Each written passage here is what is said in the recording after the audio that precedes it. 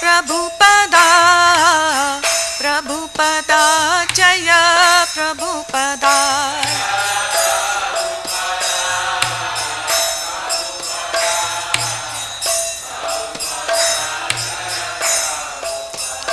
Jaya Gurudeva, Gurudeva, Gurudeva, Jaya Gurudeva.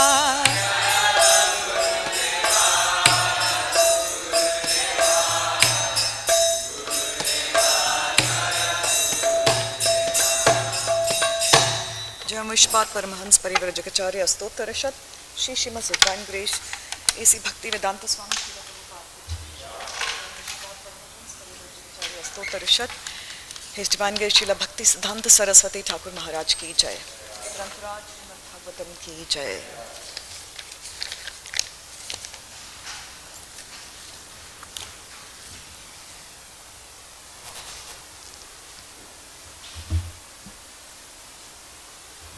Hare Krishna. Today is the most glorious day of the appearance day of two amazing personalities, Sri Vamandev as well as Srila Jiva Goswami. So with the permission of His Grace Bhrigupati Prabhu, I requested if I could just simply speak about these two personalities rather than doing the Bhagavatam verse, and I got approval. So I'm very delighted to be glorifying Sri Vamandev first. I know Madhu Karuna did that yesterday, but I'm just going to add a few more points, and then I will extensively talk about Srila Jiva Goswami, one of the predominant 6 Goswamis of Vrindavan. So we'll start with Vamandev. Nama Om Vishnu Padaya Krishna Prishthaya Bhutale Srimati Bhakti Vedanta Swaminiti Namine Namaste Saraswate Deve Gauravani Pacharine Nirvishesha Shunyavadi Paschatya Deshatarine Jai Shri Krishna Chaitanya Prabhu Nityananda Shri Advaita Gadadhar Shrivas Adi Gaur Bhakta Vrinda Hare Krishna Krishna Krishna Hare Hare Hare Ram Ram Ram Hare Hare Om Jnanatimirandhasya Jnananjana Shalakaya Chakshur Unmilitam Yena Tasmai Shri Guruvai Namaha. So you can see on the altar, the covers are down, so you can see Vamandev there with a little deity of Bali Maharaj, who is completely prostrate, and Lord Vamandev is placing his lotus foot on the head of Bali Maharaj. So before I speak about Lord Vamandev, I just want to chant one prayer, which is from Sri Dash Avatar Stotra by Jayadev Goswami. Chalayasi vikramane balim adbhuta vaman padanakhanira janita janapavan keshavadrita vaman rupa jai jagadish hare Jaya Jagadish Hare Jai Jagadish Hare Srila Vamandev Ki Jai. So Vamandev is one of the incarnations of Lord Krishna, and he's a very endearing personality just by the way he looks. And I'll give a very brief description in the next 6 to 7 minutes, and then I want to focus mostly on Srila Jiva Goswami. So the lineage of Srila Vamandev is actually Bali Maharaj. We'll talk about Bali Maharaj also first. So we have Diti and Kashyap, and they gave rise to 2 sons, Hiranyakashipu and Hiranyaksha. And we know that they had 4 sons. Hiranyakashipu had 4 sons, of whom Prahlad Maharaj is the most well known, but he had 3 other brothers who were known as Samlad, Anulad, Hlad, and he was the 4th one, Prahlad Maharaj. And they also had 1 daughter, which is very interesting. We don't talk about her. Her name is Simhika. And this is coming from Bhagavatam, Canto 6. And Prahlad Maharaj himself had 4 sons, of whom Virochana was one of the predominant ones. In addition to them, there were 3 other sons, Kumbha, Nikumbha, and Ayushman. And from Virochana came the very illustrious son known as Bali Maharaj. And Bali Maharaj himself had 100 sons, of which one of them was Bana. but we won't go into the whole history.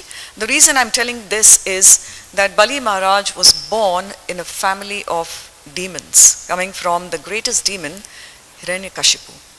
And in this family of demons, we have two great devotees, Prahlad Maharaj, who was completely surrendered to Lord Vishnu, and Bali Maharaj, who was of demoniac personality principles, but he was a principle of surrender, humility and generosity, as we will see. So Bali Maharaj is actually playing a very interesting role here, especially when he disregards the order of his spiritual master, which is sort of unheard of. And Lord Vamandev appearance today is, we know his mother is Aditi, sister of Diti. And when the whole reason for the appearance of Lord Vamandev was when the demoniac personalities were tormenting the demigods, they actually prayed, and Mother Aditi also prayed, and she said, please send somebody who would save all my sons, the demigods. And so it is mentioned that he took birth, Lord Vishnu came and took birth from the womb of Mother Aditi. And when he first came out, he was actually in the form of the four-handed Lord Vishnu, all dressed in yellow garments and carrying all the four symbols in his hands. And he appeared on a very auspicious day, which is today, Shravan Dwadashi, when the Abhijit star had risen. This is an extremely auspicious moment, and today happens to be Vaman Dwadashi. And then when he appeared in this form of Lord Vishnu, he immediately, like an actor, converted himself into a very small dwarf. And a dwarf is known as Vamana. And this is a Brahman dwarf, a brahmachari. It's said it's just like a theatrical actor. And then it was recommended that this little boy has taken birth. Let's do all the ritualistic ceremonies to give him his thread and so forth, all the purification symbols. And they asked Prajapati, Kashyapa, to do all this. But it's very interesting how this is mentioned in Bhagavatam, Canto 8, 18 to 25. I'm just going to read how so many personalities actually came and blessed Lord Vamandev. And if you see the photographs, or rather the pictures which are painted by our illustrious painters, he is very endearing and very charming. He's very sweet to look at. He's in the form of a dwarf. So at the sacred thread ceremony of Vamandev, sun god Surya Dev personally came and gave him the Gayatri mantra. Brihaspati came and offered him the sacred thread, and Kashyapa Muni offered him the straw belt. He was wearing a straw belt. Mother Earth Bhumi Devi gave him a deer skin to wear, and the moon demigod gave him a danda, the rod with which he would actually travel all over. His mother Aditi gave him a loin cloth to wear as an underwear, and then the deity presiding over the heavenly kingdom gave him an umbrella. So he's always seen carrying an umbrella. And then the water pot that he carries, the Kamandala, which you can see, it's actually on the altar, was given to him by Lord Brahma. And the 7 sages, the Saptarishis, gave him kusha grass. And finally, Mother Saraswati, the goddess of learning, gave him his Rudraksha beads. So all these things were actually given to Lord Vamandev by amazing personalities. And he was also given a pot for begging alms, because he came in the mood of a brahmachari. He is Krishna himself, but he came as a brahmachari. So he was given the pot by the king of the Yakshas, Kuvera. And Mother Bhagavati, the wife of Lord Shiva, actually gave him his first alms. So when he went around begging, Lord Shiva's wife Durga gave him his first alms. So these were all things that were given to Lord Vamandev as he changed from the four-handed form to a small dwarf form. And there are some very unique facts about Lord Vamandev. We know the whole story. Mother Karuna recounted that yesterday very nicely, how Lord Vamandev came to teach a lesson to all of us through his interactions with Bali Maharaj. There was a big fire sacrifice, there was a big sacrifice going on, and just to save the demigods, Lord Vamandev went into Bali Maharaj's kingdom, and Bali Maharaj is actually known for his benevolence. He is extremely generous. And at that point, Bali Maharaj, where he was seated with all his kingdom and his associates, Shukracharya, his spiritual master, was also there. So when we read this pastime, at least when I read this pastime, it's sometimes a little bit bewildering, because the first instruction we are given when we are initiated is you have to surrender your life and soul to your spiritual master and completely follow what he or she says. Exactly. You do not ask, you don't question, you completely follow what they say. And Bali Maharaj, who happens to be one of the Mahajans, actually disregarded the instruction given by Shukracharya.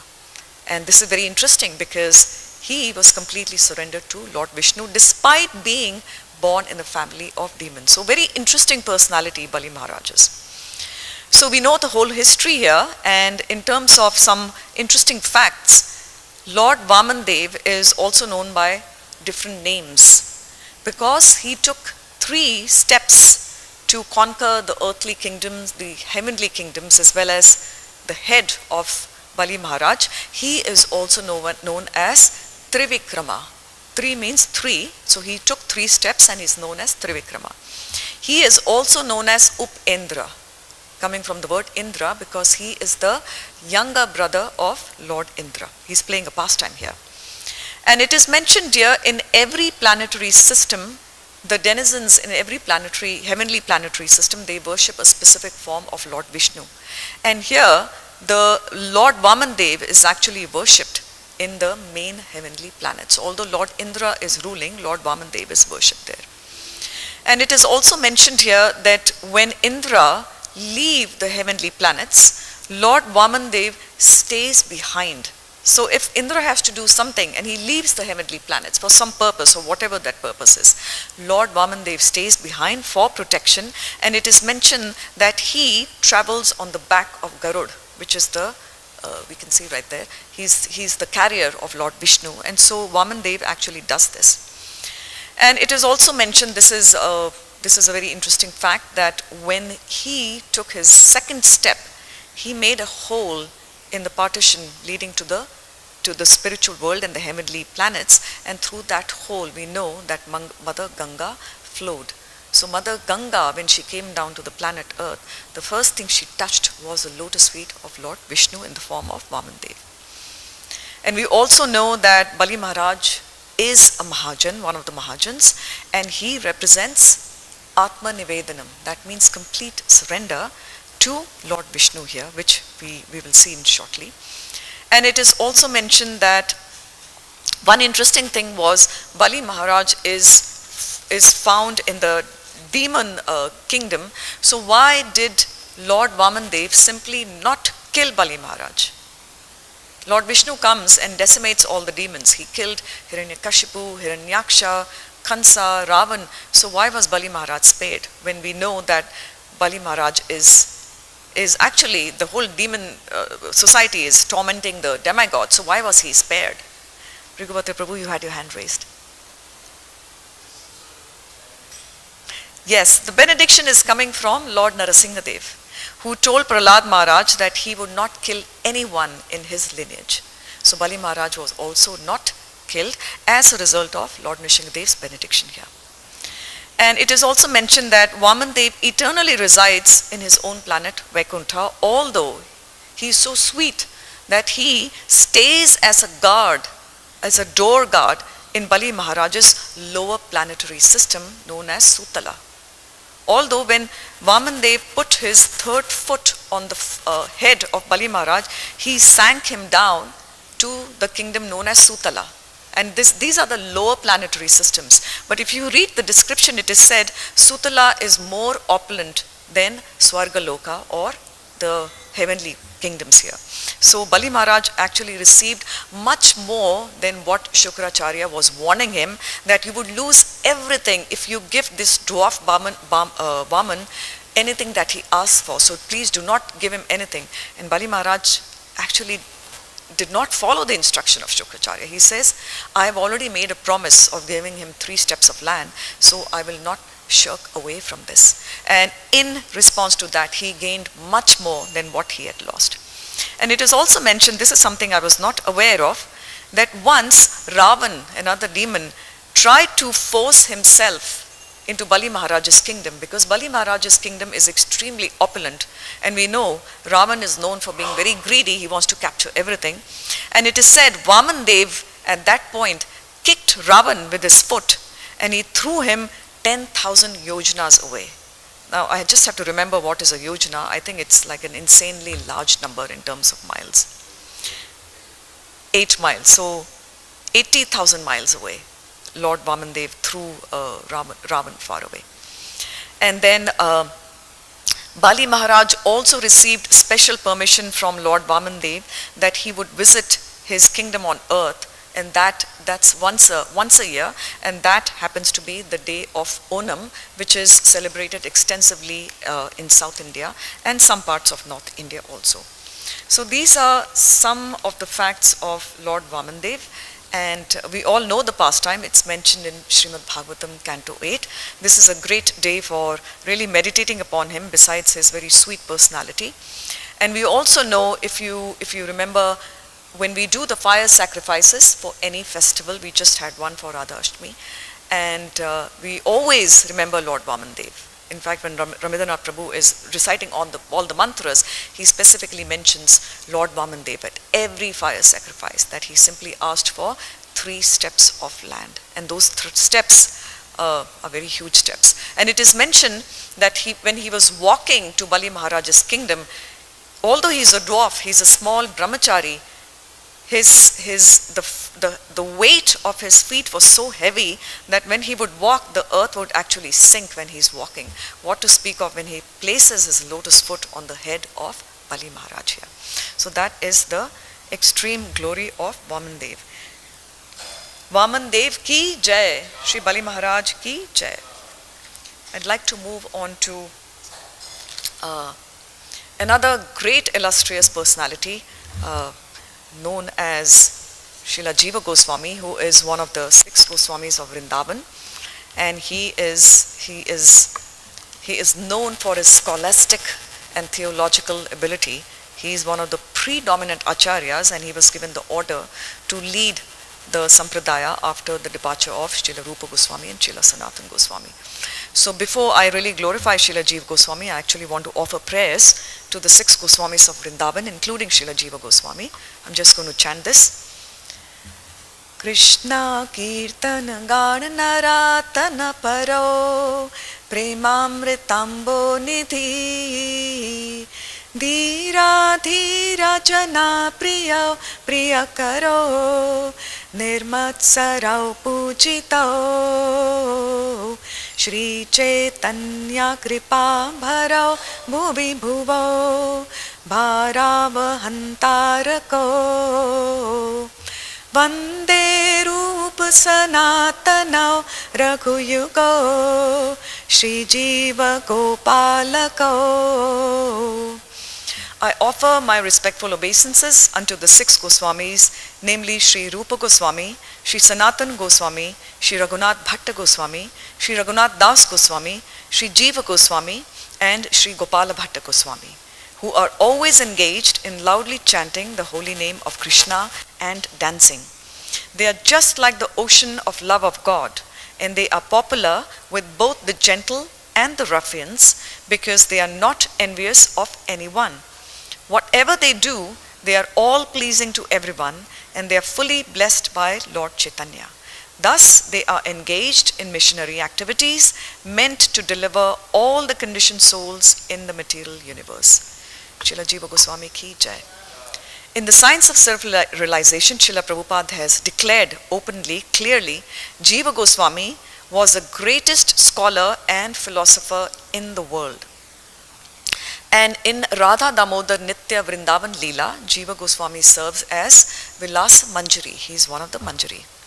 And it is mentioned amongst the 6 Goswamis of Vrindavan, he was the last to make Vrindavan his home. And that is why he is not mentioned a lot in the biographies. Hardly any mention is made except in Bhakti Ratnakara, written by Narhari Chakravarti Thakur. And it is mentioned he wrote 25 books, of which we know the Shat Sandarbha and Gopala Champu are the most famous and most predominant here. And it is mentioned in terms of his birth, he is the son of the brother of Srila Rupa Goswami and Sri Sanatan Goswami, whose name is Anupam or Vallabha. And it is mentioned his year of birth is still debatable. Some say it's 1513 CE and some say it's a little bit off, few years here and there. But regardless, he appeared in the 16th century year. And his father was Vallabha, and it is mentioned he appeared in the village known as Ramkeli in West Bengal. And at that point, his uncles, Sri Rupa Goswami and Sri Sanatan Goswami, were actually employed by the Nawab Hossein Shah, and so their position in the so-called Brahminical society was regarded as something inferior because they were working for a Muslim king. And then of course later they gave up everything, they escaped and they took shelter of Lord Chaitanya. And it is mentioned that once Lord Gauranga came to the home of Vallabha, Anupam, and when Srila Jiva Goswami was a little baby, Lord Gauranga placed his lotus foot on the head of Srila Jiva Goswami, and he said that this little boy will be the future preceptor of the entire Gaudiya Sampradaya. So this is a direct blessing which was given to Srila Jiva Goswami by Lord Chaitanya. And it is mentioned that this form of Lord Chaitanya was completely embedded in the heart of Jiva Goswami, even when he was a little baby. And he carried that form throughout his lifetime. He was very eager to see Lord Chaitanya constantly in person because he was meditating on that form every single moment. And it is also mentioned that when he was a little boy, he made a deity of Sri Krishna Balaram. Some say Ram Krishna and some say Krishna Balaram, but either way it's Krishna Balaram or Ram Krishna. And he used to serve those deities with his heart and soul. He was very fond of reading Bhagavatam and he was very fond of serving his deities. In fact, he would feed them, he would dress them, he would bathe them, and in the night, just as little children sleep with their dolls close to their chest, he would take the little deities of Krishna Balaram and he would put them to the chest and he sleep with them. That was his ardent love for those deities. And the villagers used to see Lord Jiva Goswami's love for his deities and they would glorify him that, "Oh Vallabha, you have a very illustrious son who has appeared in your family." And then when he went to school, it is mentioned that he quickly mastered everything that was given to him, whether it was Sanskrit grammar or poetry or logic or philosophy and particularly Bhagavatam. He completely mastered that at a very young age. And it is when he was between the age of about 10 and 12, and when his father and his uncles had completely renounced their life and taken shelter of Lord Chaitanya, they had left homes, he was actually left alone with his mother. And seeing the condition of the renunciation of his uncles, particularly Srila Rupa and Sri Sanatan Goswami, he thought that he should also renounce and follow in their footsteps. So his mother thought that this is a little boy, this is just a flickering fantasy. And she says, no, you're not supposed to do that. You have a lot to do, you have to study and so forth. But it is mentioned that one day he came in front of his mother dressed in a simple loincloth, just like a sannyasi as a brahmachari. And then his mother knew that my son is very serious about giving up his so-called family life. And he was between, I believe, the age of 10 and 12. And then when his father passed away, Anupam or Vallabha actually passed away much earlier than Sri Rupa and Sri Sanatan Goswami, he was quite disappointed. He was very morose, and then he completely decided that his only mission is to take shelter of Sri Chaitanya Mahaprabhu. And so he expressed a very strong desire to visit Navadvip, where he knew Lord Chaitanya was actually present. And so he went there. It is mentioned between the ages of 10 and 13, he actually traveled all the way to Navadvip Dham. And this visit of his to Navadvip is described by Srila Bhaktivinoda Thakur in his Navadvip Dham Mahatmya. It is clearly mentioned there. And there, once he reached Navadvip Dham, he actually met Lord Nityanand Prabhu. And Lord Nityanand Prabhu served as his guide. When we go to a holy place, we need a guide. to show us all the places. And it's very interesting, Lord Nityanand Prabhu served as the guide to Srila Jiva Goswami, who was just a little boy of about 12 or 13. And he showed him all the places where Lord Chaitanya enacted his pastimes, including Srivas Angan, where all the wonderful chanting and dancing had occurred. And then, after spending a lot of time in Navadvip Dham, Lord Nityanand Prabhu gave him an instruction, very interesting instruction, that now you should go to Varanasi, also known as Kashi, which is basically the abode of Lord Shiva, and there you should actually learn Sanskrit and grammar and the scriptures from a great personality known as Madhusudan Vachaspati, who is a disciple of Sarvabhauma Bhattacharya. And we know Sarvabhauma Bhattacharya is a completely surrendered soul to Lord Chaitanya. And so Jiva Goswami, at that time he was not known as Jiva Goswami, but Jiva Goswami went to Varanasi, and there he actually learned everything that had to be learned from this personality known as Madhusudan Vachaspati. And it is mentioned that the name Jiva was presumably given to him by Srila Rupa Goswami when he was initiated by Srila Rupa Goswami. And it is also mentioned here that he was known for his complete attraction towards Srimad Bhagavatam. Srimad Bhagavatam was the life and soul of Srila Jiva Goswami. And it is mentioned that after Varanasi, he went to Vrindavan and he took complete shelter of Srila Rupa Goswami and Srila Sanatan Goswami. And he would do any service that was given to him. He would clean their quarters. In fact, they were so austere, they would live under a tree having a little bit of buttermilk, and he would clean the place around the tree where Srila Rupa and Sri Sanatan Goswamis would actually reside. He would get water for them for their bath. He would massage their heads. He would make garlands for their deities. And most importantly, he would help them with their translations and their books. This was a direct instruction given to him by Srila Rupa Goswami and Sri Sanatan Goswami. And then it is also mentioned that his life in Vrindavan was actually full of austerities. We know the austerities of the six Goswamis, but particularly Srila Raghunath Das Goswami, who is he's a complete principle of renunciation, but Srila Jiva Goswami was also extremely renounced. And one of the instructions that was given by Srila Rupa Goswami was, you need to construct temples and you need to discover the temples where Shri Radha and Krishna enacted their pastimes. And so Srila Jiva Goswami was very instrumental, particularly in the discovery and the management of Shri Govindaji Mandir, which is of course the Isht Dev of Srila Rupa Goswami here. So Srila Jiva Goswami was the main way we remember him is through his scholastic abilities, his total dedication to the instruction given by Srila Rupa Goswami to edit his teachings, help him with the translation and so forth. And that's how Srila Jiva Goswami became a great scholar under the scholarship of Srila Rupa and Sri Sanatan Goswami. I'm going to mention a couple of pastimes here. Very interesting pastime, which is very telling and very instructive for us personally.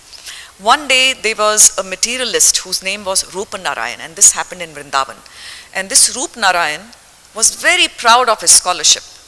And he came to Vrindavan and he knew that Srila Rupa and Sri Sanatan Goswamis are the predominant acharyas and known for their exclusive and gem-like writing. So he came and he wanted to do a debate with Srila Rupa and Sri Sanatan Goswamis. And he said, you know, I am greater than you in scholarly, so let's have a debate. So Srila Rupa Goswami and Sri Sanatan Goswami did not want to get into this inferior activity because they had more important things to do. They had to discover the temples, they had to write about the pastimes of Radha and Krishna. So they said, we are not interested in debating with you. So this person, Rupa Narayan, said, then give me a written document with your signatures saying that, you know, you have been defeated by me. And Srila Rupa and Sanatan were so renounced, they said, yeah, you can take anything, you can take our signatures, and they gave him that document. But this Rupa Narayan was still, he knew that they have a nephew whose name is Jiva Goswami, and he is also known for his erudition.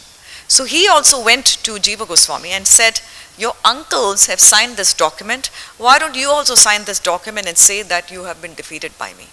But Srila Jiva Goswami did not agree to this. He says, no, I am willing to debate with you. And he debated and he defeated Rup Narayan. And Srila Prabhupada writes here, I'm going to quote, it is the duty of the disciple that even if the spiritual master or senior acharya agrees to be defeated, it is the duty of the disciple to see that his spiritual master is never defeated.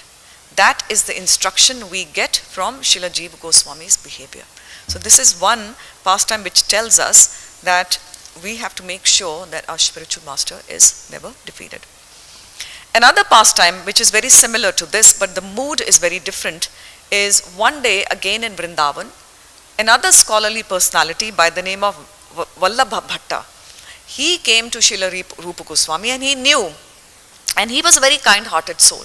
He knew Srila Rupa Goswami is writing these absolutely valuable scriptures, and so he came and he said, why don't you let me edit some of your verses and I can polish them and I can make them a little bit finer and more poetic. And Srila Rupa Goswami said, yes, why not? Because he had a good intention, this person, Vallabha Bhatta. He said, let me just polish them for you. Little did he realize that Srila Rupa Goswami's verses don't need any polishing. But he had an intent of just, helping him, an intent of, extending a helping hand. And so, when Srila Jiva Goswami heard about this, he was not happy because he knew Srila Rupa Goswami, nobody can be better than Srila Rupa Goswami. So it is mentioned that this Vallabha Bhatta went to the Mother Yamuna to take a bath, and Srila Jiva Goswami also followed him and also took a bath. And there, within the Mother Yamuna, both of them started to discuss scriptures for a long period of time. And Srila Jiva Goswami's insight and his comments about Srila Rupa Goswami's verses were absolutely astounding, that made Vallabha Bhatta realize that these verses do not need any polishing. These are jewels in themselves. So after his bath, he comes back to the hermitage of Srila Rupa Goswami and he says, oh Srila Rupa Goswami, your verses don't need any editing and no polishing. They are gems. And who is this person who is helping you with your writings? Who is this person? Because he is an amazing personality. I'm completely impressed by him. And Srila Rupa Goswami told him, he is my nephew. His name is Jiva Goswami. But Srila Rupa Goswami was not happy about this. That Srila Jiva Goswami actually told Vallabha Bhatta that there is no need to edit and polish Srila Rupa Goswami's verses. And this is a very interesting lesson for all of us. Srila Rupa Goswami apparently became angry at Jiva Goswami and said, because of this behavior to a person who is very senior to you and who had no bad intention towards me, all he wanted to do was simply polish my verses. But you told him not to do it. As a result of this, I give you a command that you should leave Vrindavan immediately. And Jiva Goswami was devastated. And he made his home on the other side of Mother Yamuna, it is said. And at that point, it is known as Nanda Ghat. And there, he led a life of great austerity and renunciation. In fact, it is said he gave up eating because he was so hurt. Not hurt that Rupa Goswami chastised him, but hurt because he had hurt Srila Rupa Goswami by talking to Vallabha Bhatta. And it is mentioned that he became so austere, all day long that he did was simply chant Hare Krishna as a means of penance for causing an offense to Srila Rupa Goswami. And then one day Sanatan Goswami came there and he saw Srila Jiva Goswami is completely emaciated and he's simply not eating anything and he just doesn't look all that good. So he asked him what happened. And so Jiva Goswami told him that I have committed an offense at the lotus feet of Srila Rupa Goswami and hence I'm living here. So Sanatan Goswami went back to Rupa Goswami. He says, no, you're not supposed to do this. Jiva Goswami is a nephew. He needs our nurturing. Let's get him back. And so they got him back and Jiva Goswami surrendered at the lotus feet of Sri Rupa Goswami and Sanatan Goswami. And Rupa and Sanatan lifted him and they hugged him and then they gave him the whole command that please, especially Rupa Goswami, I am working on Bhakti Rasamrita Sindhu, Nectar of Devotion, please do the editing of this here. And here, Srila Prabhupada has commented again on this particular pastime, quote, Srila Rupa Goswami cast out Jiva Goswami to teach us, the devotees of today, a lesson.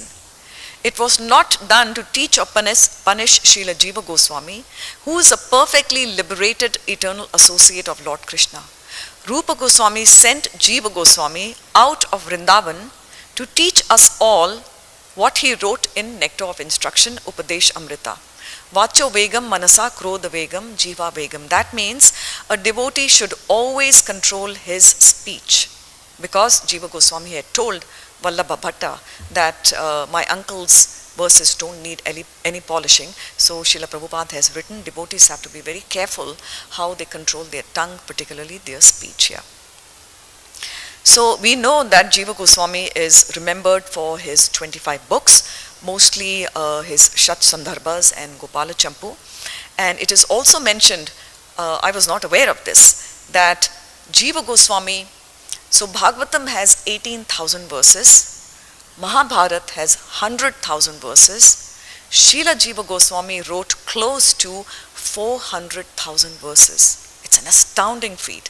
And it is mentioned he is second only to Srila Vyasadeva. So we know Srila Vyasadeva, he is, the Vedas guru.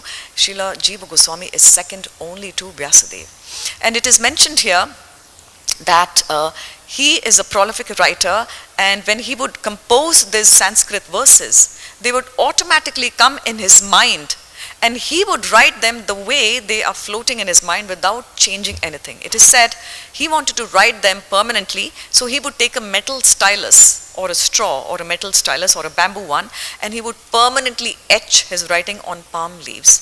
So you can imagine at that point, no computers, no typewriters, nothing. It was done painstakingly with the hand, the teachings of the acharyas on these palm leaves, so that these became permanent and there was no room for erasing or editing and so forth. And it is mentioned that each verse that he composed was a priceless gem in itself, with a perfect meter, perfect rhythm and perfect meaning and poetry.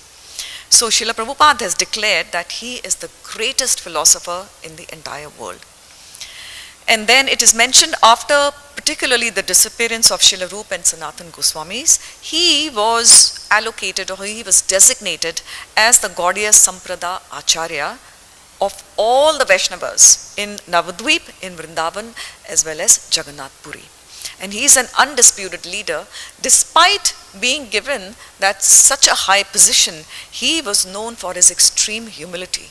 In fact, whenever pilgrims came from Navadvip of Jagannath Puri to Vrindavan, he would personally welcome them, he would give them water, and he would arrange for their food. So despite writing all these amazing books, he was so humble-hearted that he would completely welcome everybody coming for parikrama here. And it is also mentioned that he was given an instruction by Lord Nityanand Prabhu's wife, Mother Jhanava Devi, who said that the teachings of the Srila Rupa and Sanatan Goswamis, which are in Sanskrit, need to be translated into Bengali, and you are responsible for sending these translations to Odisha as well as West Bengal, which is basically Navadvip. And Srila Jiva Goswami designated 3 very illustrious personalities to take these scriptures, and that's a very sweet pastime.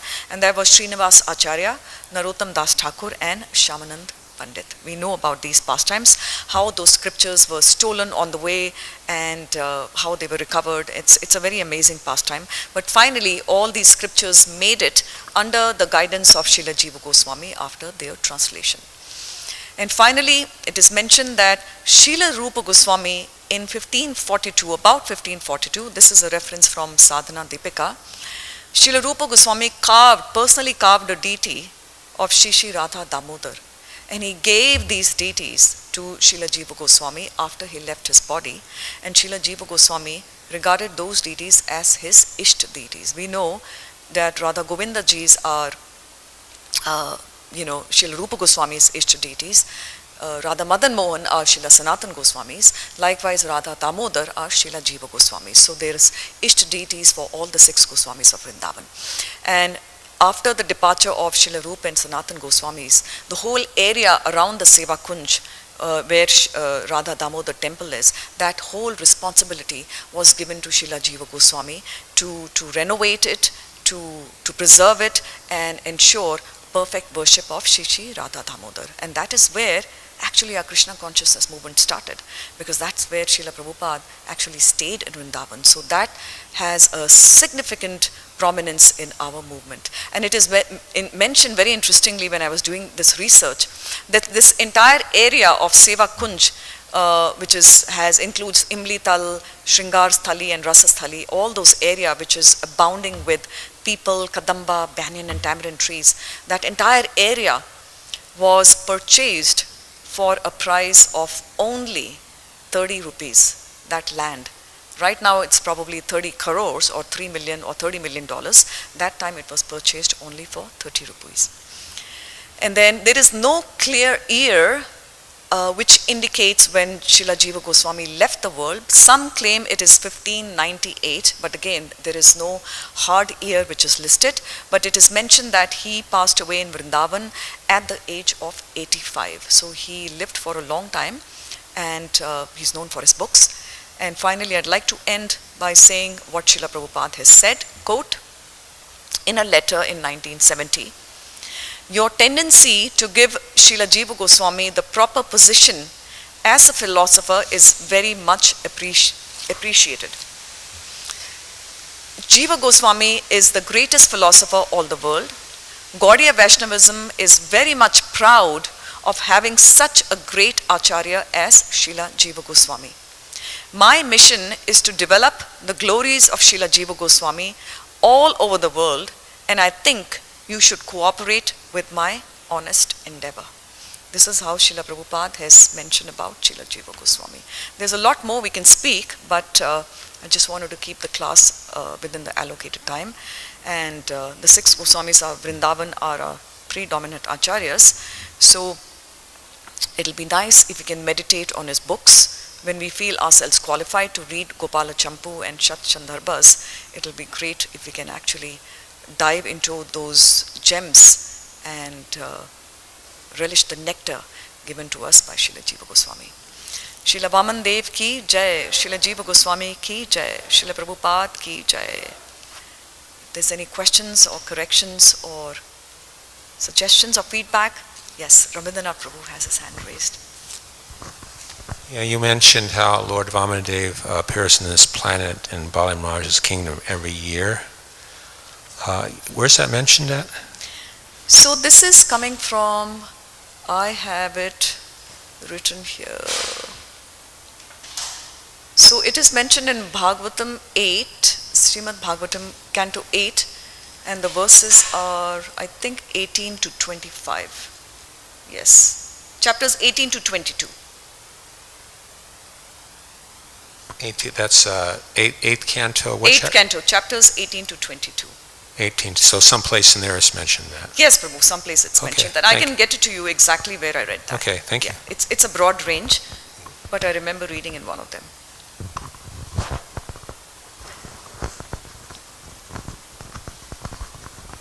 Brigupati Prabhu had it hand raised.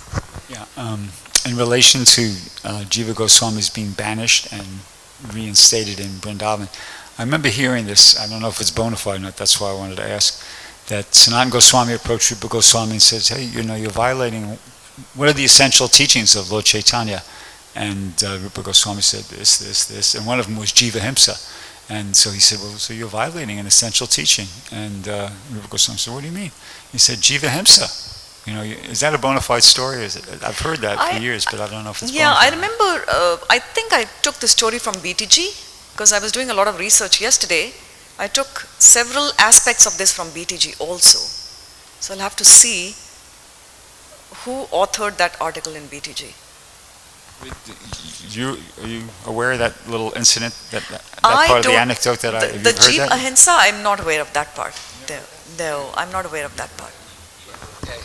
Yeah, that was the same question I had, that that you have. The Jiva Ahimsa? Yeah. I haven't, at least in my research, I didn't read that. The other question I have, when you mention the debate with Balabhavata the second time. Yes, the second pastime. My question was, is that the same Balabhavata that tried to impose his, with Lord Chaitanya when he was saying that, can you hear my interpretation of the Bhagavatam? Is that the same one? Prabhu, I don't know the answer, so I don't want to speculate here. Okay. I can find out, so I'm not sure at this point. Okay.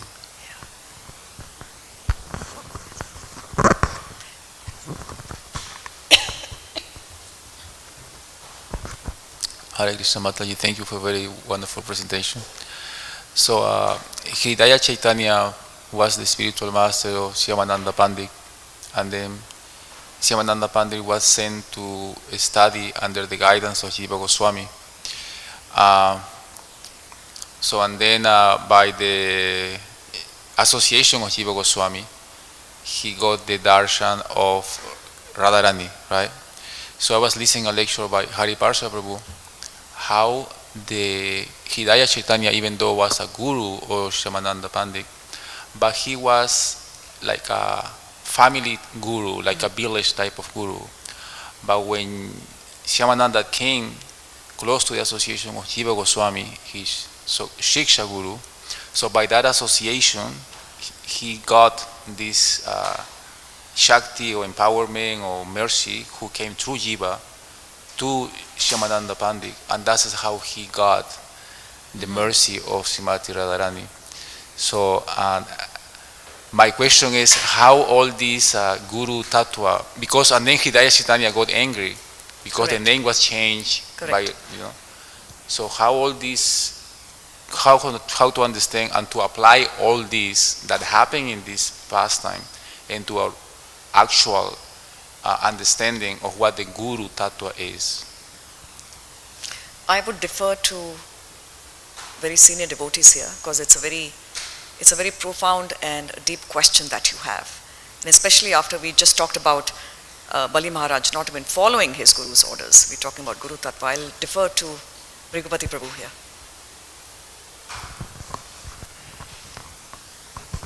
There's a lot to that pastime, and it's described in a book written by Satyaraj, the Vaishnav saints. There's a whole story there. It will take 5-10 minutes to describe it, so I'll just tell you afterwards privately. But it's a logical explanation. It's very transcendental, but it also makes perfect sense. he was everybody's so interested.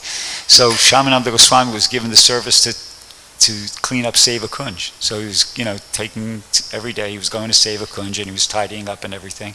And one day he saw this beautiful bracelet on the ground, and wow, what is this? It was like something special about it. So he hung on to it, not to steal it, but just So then some old lady came, and said, my daughter was here, my daughter-in-law, whatever. She lost a bracelet here. Did you find anything? Describe it. Anyway, he went back and forth. Turned out she was Lalita Shaki. It was Radharani's bangle, because supposedly the Rasa dances perform there every night, something like that detail I'm not 100% clear on. But anyway, it was Radharani's bangle, and Lalita was coming to retrieve it, and she actually revealed to him her form. And I can't remember some details there, but that was, so he entered into that Vrindavan pastime, and he received as a benediction from, I think it was from Radharani directly, another name, Rasikananda. I can't remember if he was Rasikananda and he became Shyamananda Goswami, or if he was he was Rasikananda and he became Shyamananda Goswami. He received the name and a tilak. So when Hridaya Chaitanya, his guru, heard about that, he was infuriated. What's going on here? This is my disciple. Why is he has another name and he's wearing a different tilak? And they tried to explain it to him, but he wouldn't accept it at first. And then apparently Hridaya Chaitanya had some sort of an experience where Radharani or Lalita or somebody came to him in a dream vision like that and explained to him, no, it's bona fide.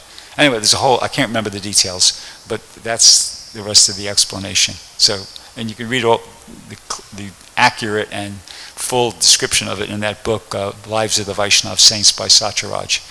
So that's the best I could describe it, but there is some explanation for that. It wasn't just kind of some crazy thing. It was all sorted out in the end. Everybody was happy. It had a happy ending.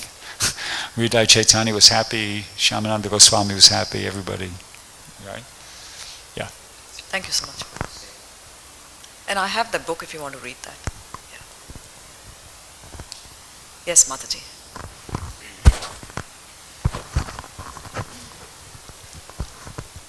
Hare Krishna, thank you for the lovely class. Just about what Brigupati was saying, as I've always heard from on Parikrama, where they have a lot of Sanskrit scholars who research the books, that was the anklet of Srimati Radharani that was lost.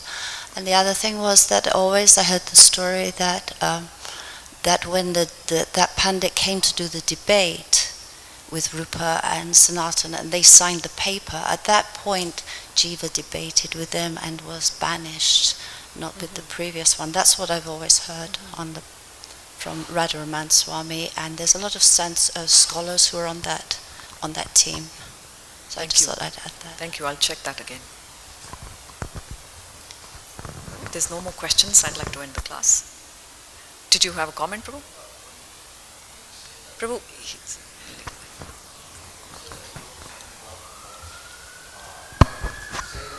When you say that Jiva Goswami at that time, or in the history of the Vaishnavism, which includes all the four Sampradayas, after Vyasadeva he's the second one, so that includes he's superior to Madhvacharya, to all these great acharyas from another Sampradayas also? So when I was referring to second to Vyasadeva in terms of his scholastic ability, so because of the fact that he wrote 400,000 or 500,000 verses, just in terms of that, his writing ability, not specifically with regard to all the four Sampradayas like he's the head of that, but mostly with regard to when I quoted Mahabharata and Bhagavatam, just to show how prolific of a writer he is, he's just second to Vyasadeva.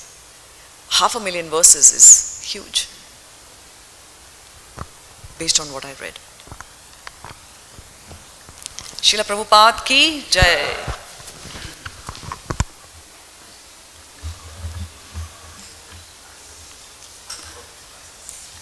Srila Jiva Goswami is amazing.